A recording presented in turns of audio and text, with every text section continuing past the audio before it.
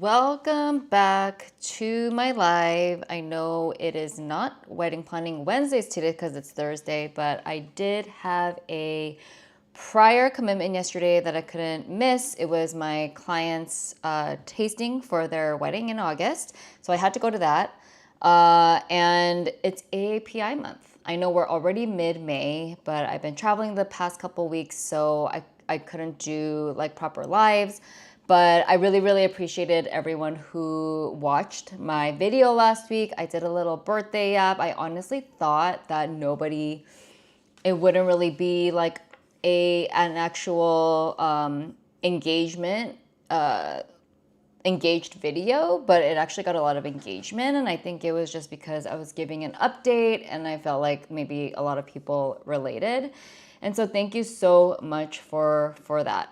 I'm not even gonna lie, today I am not, I'm a little out of sorts, but we're gonna try to keep it together.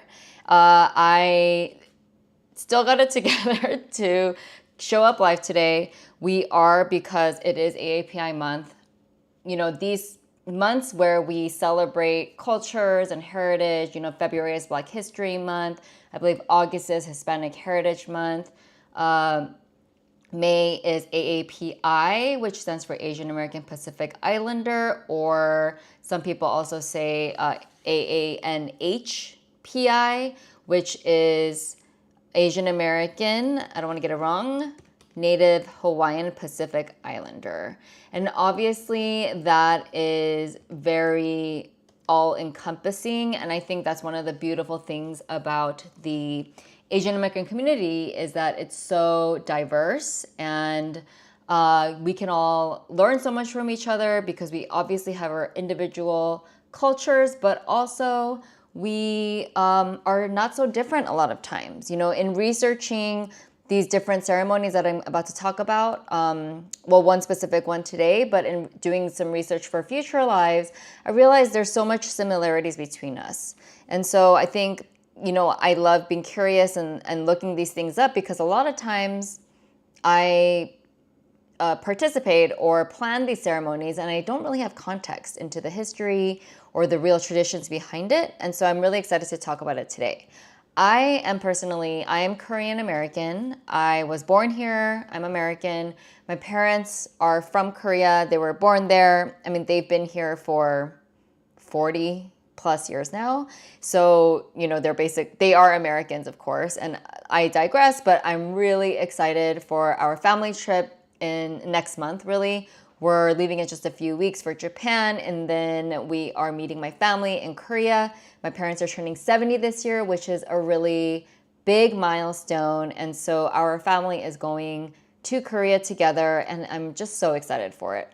And actually, that's a good segue. That is something that's been bringing me joy, is traveling. And honestly, we didn't have much travel planned outside of this Asia trip, but we ended up traveling, doing little trips to Palm Springs, Vegas, New York, and all for work. And we would just tack on a few more days or a day after to enjoy the city and just to be out of LA, because I feel like when I'm in LA, I'm very much in work mode, focus mode, and not really trying to go out and spend money, also trying to be healthy, all of those things. And so, it's nice to get away. And it was my birthday last week, so we were in New York, which is where we used to live, and I really realized how much I missed living in the city. And so it was really nice to just be there with John and just meet up with old friends and all of that. But today we are going to talk about, going back to my Korean roots, we are going to talk about the Paebaek ceremony, which is a long time Korean wedding ritual. And before I dive into it, I just wanted to welcome you to Wedding Planning Wednesdays, a live series weekly where I dive into my favorite wedding planning topic of the moment. I'm your host, Jane Yu. I'm the co-founder of UNS Events. We plan, design, and DJ weddings that are uniquely yours, and my main goal is to help engaged couples like you confidently make decisions throughout your planning journey. If you're just getting started, you can download my wedding planning checklist. It's a planning timeline and a list of tasks that you need to tackle in the year of planning. And I tried to make it as digestible as possible, but also detailed enough to guide you through the 8 to 12 months you have ahead of you. So moving on to the Paebaek ceremony, you know, it's a really fun tradition that that I've, you know, worked with many of my clients at their weddings. And while I was doing research for this, I was like, oh my God, I don't even know like anything, like the actual history about it. So I'm really glad that I did some research about it. And I didn't, you know, I couldn't find like the full history, but I am going to just walk you through very briefly what it is. And I do have notes in front of me because I couldn't remember everything. So just bear with me here. And so in Korea, the bride historically, after they get married, would go to live at her in-laws' household, you know, becoming a permanent part of their family. And so traditionally, the Paebaek only included the groom's family because she would be going to live there. But now it's just part of a larger, now, you know, obviously in modern days and times, the bride's family is involved. And then, of course, if you decide to do it at the wedding, guests and all of the guests and attendees will be able to also witness the ceremony as well. And so the Paebaek was part of a larger post-wedding ritual process, and it historically commenced, and I'm reading this from a brides.com article, with the bride parading to the groom's house in a porter-carried, tiger pelt-covered palanquin. Also, I looked this pronunciation up a couple times, and is it palanquin or palanquin or palanquin? I saw a couple of few different things, but anyway, and it was a processional. It's called the Ugi, and it was 3 days as part of the Hurye. Also, I don't even know if I'm pronouncing this right. Hurye. I swear I know how to speak Korean better than this. But the larger post-wedding ritual process was called the Hurye, and you know, this involved the parading to the groom's house. And then 3 days after the processional, the couple visits the groom's family shrine to pay respects in a ceremony that this is in Romanization. If it was in Korean, I would be able to better pronounce it. But, you know, as I mentioned, now it's part of, a lot of times part of weddings, like during cocktail hour, modern day weddings. I'm not sure exactly. Actually, I would be interested to know like how they perform weddings in Korea. I know they have a specific type of way they do it there too. But here, like for Korean American brides or, you know, grooms, like anyone who wants to participate in it or wants to highlight this ritual, a lot of times parents are wanting this incorporated if one of the partners is Korean American or has Korean American heritage. And so I'm going to walk you just through the kind of the components of Paebaek and some of those details. So as I mentioned, a lot of times, or most times now, it's like a family, like all, you know, both sides of the family are involved, even extended family a lot of times. And guests can, of course, also not participate, but watch as it's happening. And it's a nice source of like entertainment as well during cocktail hour. So a couple of the components for Paebaek, obviously the table setting, which includes, you know, ducks are symbolic in the Korean culture, so you might see this at Korean weddings, and definitely on the Paebaek table, you have rice cakes and fake food towers, and food was actually a big part of the process, and so historically, the bride's mother would prepare a feast to welcome or to kind of send her daughter off, and also to provide it for the groom and his family. And so that's what you see here. There's just, fake food towers because obviously for such a short ceremony, you're probably not going to want to cook all this food that's not going to be eaten. But there is also rice cakes on the table, and you can put dried meats and things like that. And that's what historically is there. This backdrop is by hanbok bidang, I think they're called. I'll link it in the description below. But Mindy, who is the owner of that company in Los Angeles, she's great. She facilitated this one at a wedding I did last fall. And so this is just a couple of photos of the setup, and you can rent it as this, and then she'll bring it and also facilitate the actual Paebaek ceremony. These are dates and chestnuts, which we'll dive into as well. So then the other part of the, where is my cursor? I'm so sorry. Okay. So this is the thing about going live. Okay, so that's the table setting. And then of course, the bride and groom, they wear hanboks. And, it's not just for bride and groom. I am going to talk about, being more inclusive. I did do a Paebaek with 2 brides for the first time. And so it is possible. But for the people getting married, the couple, they'll be wearing hanboks. And there are traditional Paebaek hanboks that you will see in additional photos that I'm going to share shortly. And then historically, the parents have also worn hanboks as well during the ritual, but it's not nowadays, if you're not many times, like sometimes Korean moms do wear hanboks, but the fathers don't always. And then the next part of it is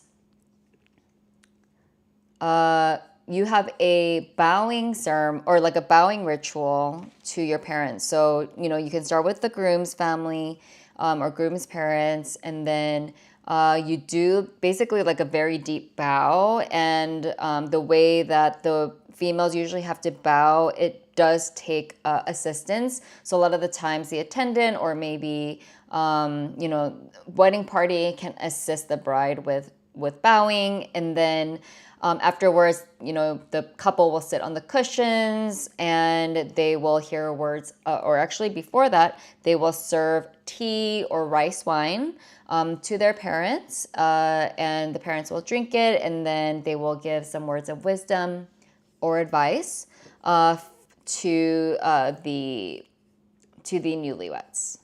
And so this is kind of an example of that. In this one, the bride, she was Korean American and her husband is Filipino. And so they decided to incorporate this. So, I love these infusion of different cultures. You can see here as well, like the mother of the groom is wearing traditional Filipino attire. And so I just love the mix of cultures and how open everyone is. And in this photo, the mother of the bride is wearing her hanbok.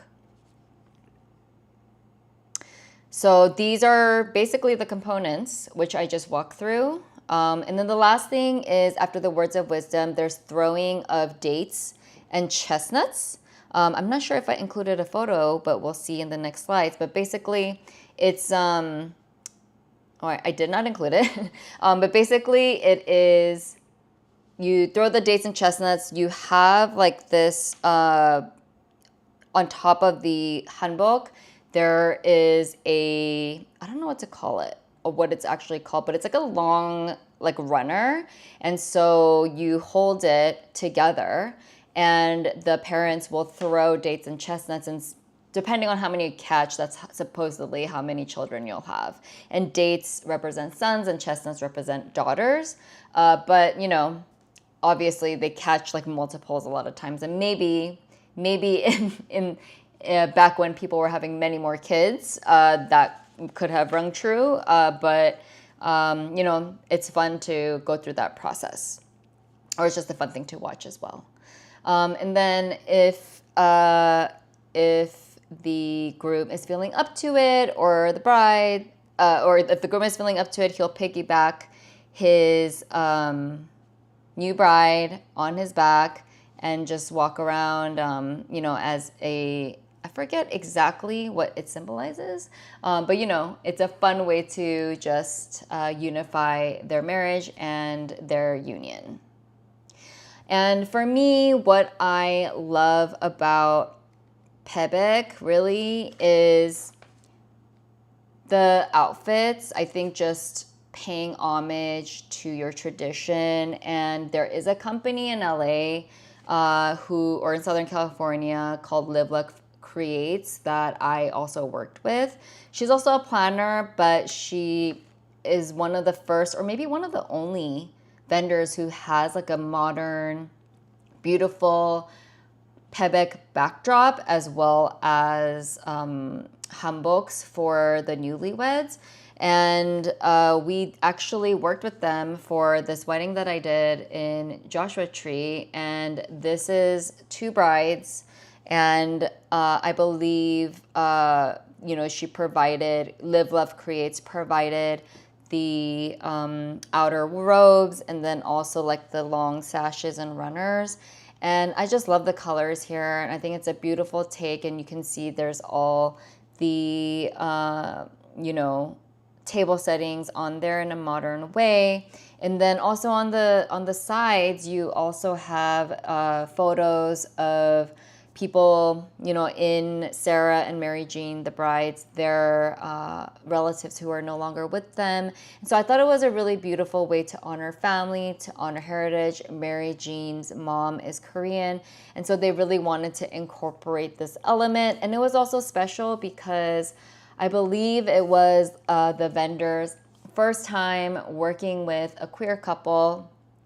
And to the, not to digress, but to the brides, it was really important to work with vendors, to have a diverse and inclusive vendor team, but also vendors who are, of course, open and respectful of queer couples and same-sex couples. And so I just thought it was really special. It was really beautiful, and I just really loved the way it looked. And the honoring of the parents and families, a lot of times, aunts and uncles will also sit and do the bowing ceremony. A lot of times, if it's aunts and uncles or other relatives, they also bow back to the newlyweds, is what I've learned. And just the honoring of family, I think, is really nice. And then also, that's a great time for relatives and parents also to give gifts, usually money in white envelopes, so that's always nice. And again, I just think it's a fun thing for people to watch during cocktail hour. And when it can be incorporated is, you can do it during cocktail hour, like I mentioned, or you can do it at the welcome dinner or welcome party or rehearsal dinner.